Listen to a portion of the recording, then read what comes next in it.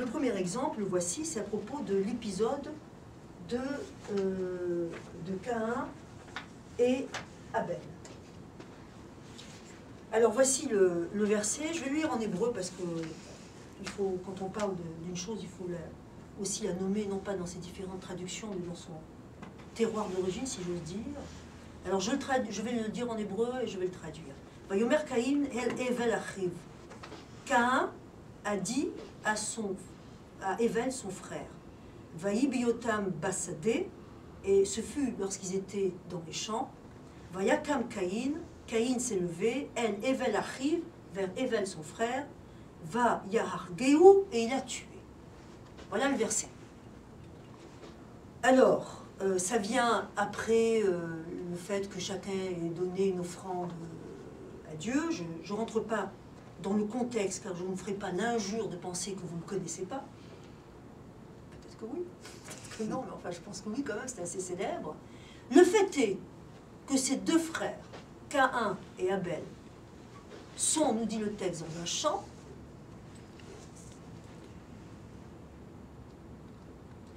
Caïn dit à Abel, son frère, et ce fut lorsqu'il était dans les champs, et Caïn se leva et tua Abel, son frère. D'abord, le fait que Abel, le frère, soit cité à deux reprises, comme étant Abel étant le frère de Caïn, c'est aussi un indice, mais ce n'est pas celui que je vais développer. Donc, vous avez en tête le verset. Caïn parle à Abel, il se lève et il le tue. Voilà ce que nous dit le verset. Ça vous satisfait? Mais la question qui saute aux yeux, c'est qu'est-ce qu'ils se sont dit? Qu'est-ce qu'ils se sont dit pour que l'un se lève et tue l'autre? Non pas pour expliquer que l'un se lève et tue l'autre, mais qu'est-ce qu'ils se sont dit? Et vous voyez, quand je vous pose la question, est-ce que ça vous satisfait? C'est qu'il n'y a rien à prendre au pied de la lettre dans l'étude juive. Le procès qu'on entend faire les chrétiens aux juifs en disant que ils sont dans la lettre et que le chrétien serait dans l'esprit de la lettre, c'est du bidon. Rien n'est pris à la lettre dans l'étude juive. La lettre est constamment interrogée dans ce qu'elle dit, dans ce qu'elle ne dit pas, dans ce qu'elle répète, dans ce à quoi elle fait allusion, dans ce qu'elle pourrait dire. Les déclinaisons sont infinies. Or ici, voilà, on a un exemple très concret. Le texte nous dit que l'un parle à l'autre et qu'il se lève et qu'il tue. Alors de quoi ont-ils parlé? Et c'est là où la tradition orale va venir. Alors je vais vous donner les différentes interprétations. Je ne pourrai pas, par contre, malheureusement dans le temps qui m'est imparti, vous dire comment, de quelles règles herméneutiques ils ont usé pour arriver à leur interprétation. Ça, mesdames, messieurs, venez à mon centre Aleph, on fait que ça.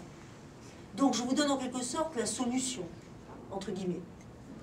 Alors, l'un dit qu'ils se sont disputés à propos, où il a dit que l'un avait reçu la terre en héritage et l'autre avait reçu la possibilité de faire les vêtements. Donc l'un lui a dit « sors de ma terre », l'autre lui a dit « rends-moi mes vêtements ».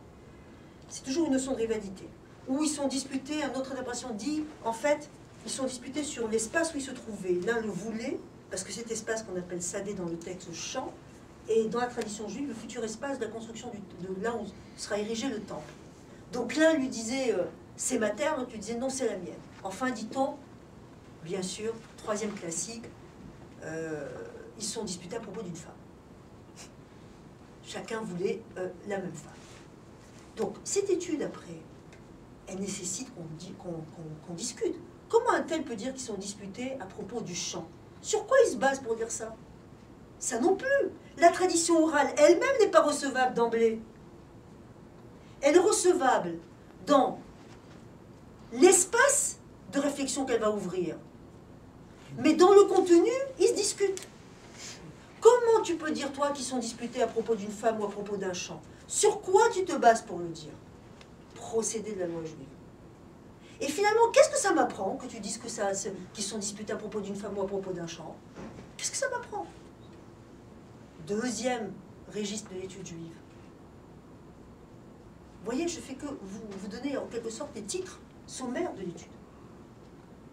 Donc là, c'est un exemple de comment d'une absence du texte, la Torah orale vient déployer son sens.